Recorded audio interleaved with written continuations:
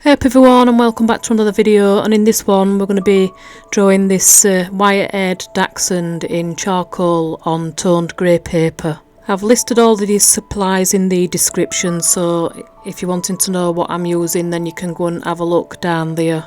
And as you can see, I've transferred the outline of the dog onto the final piece of paper, and I'm just adding the whites on everywhere where the dog's got some highlights and really light areas. I'm just going on with the white charcoal pencil.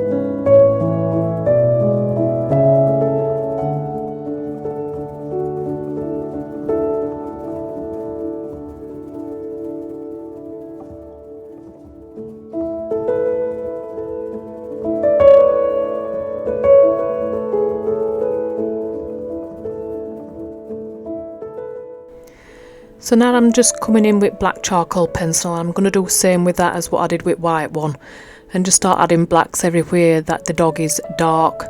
And you don't need to worry about covering up paper up at minute or being too tidy. It's just about mapping it in and getting some on, because I will be blending all that in afterwards with a blending stump. I do try to avoid the areas that where I've applied white and not to mix them too much, otherwise you can create a little bit of a sludgy grey, bluey grey colour if you mix them too much. And that's partly why I also put whites on first, because it stops me from being tempted to go overboard with darks and put them in places where you don't want them to be.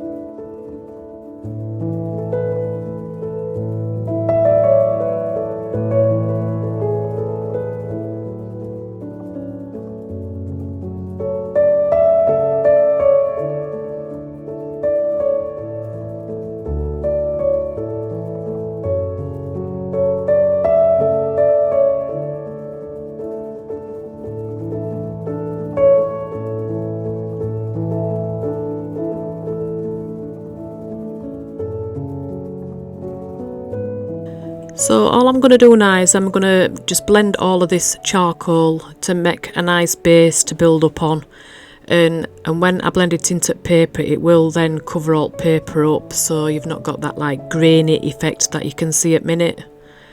And I tend to blend the black first, and then I use a different cleaner blending stump to do the white bits as well, and just really go over it and blend it nicely so you ain't got any like messy bits and grainy bits and any hard edges.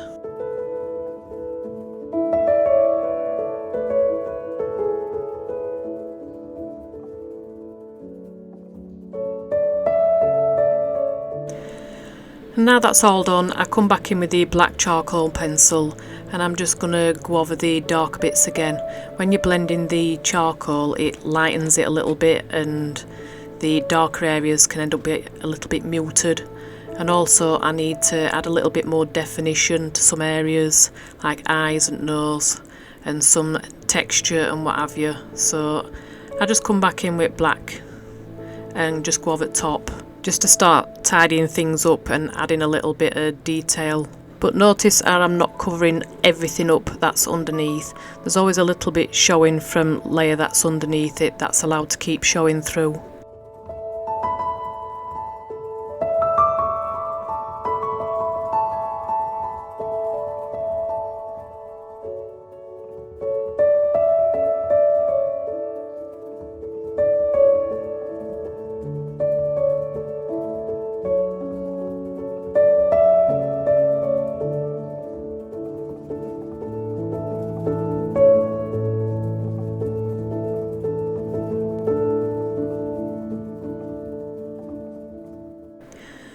So now I'm back in with blending stump, and I'm just gonna soften up these new black details that I've put in, and so that they're not so harsh, because they can look a bit harsh. So if you just come in with the blending stump and just soften them up, but don't blend them as much as what you would that first layer, just to be a little bit more gentle on it this time. But you just want to take that harshness off, whilst also retaining the darkness that you achieved with that second layer, because you don't want to just mute it like you did with that first layer anyway. And you also don't want to ruin the definition and the texture that you've created on this second layer either. So now it's time for final layer, and I come back in with the white charcoal pencil, and now I'm just going to start adding all details and all lighter hairs and what have you, and the little highlights on his eyes and nose and all that. And notice, because he's wiry coated, he's got lots of spiky little hairs that stick out from his brows, and also the hairs that are on his cheeks and top of his head. What you tend to find with the wiry hair is that it tends to be quite stiff and quite thick, so the strands are quite thick and stiff, so they're straight, and they often overlap each other and crisscross and that sort of thing, and that's what gives it like the more wiry texture. You see, with soft fur, it tends to be, each strand tends to be thinner and more flexible, so it often bends, or if it's really short, it blends with all the other strands a lot better, so it's more velvety, and you don't see the individual strands as much. But wiry fur tends to be quite thick and coarse, so each strand is a lot more visible. And you'll notice some of the fur on him, like on his beard and also on his elbow and leg and feet, it does look a little bit more wispy, so the strands would be a lot more thin in them areas and sort of blending with each other and forming clumps. So in that instance, it would mean more about just drawing in the clumps and the general soft look about it, rather than doing actual individual strands like the coarser areas.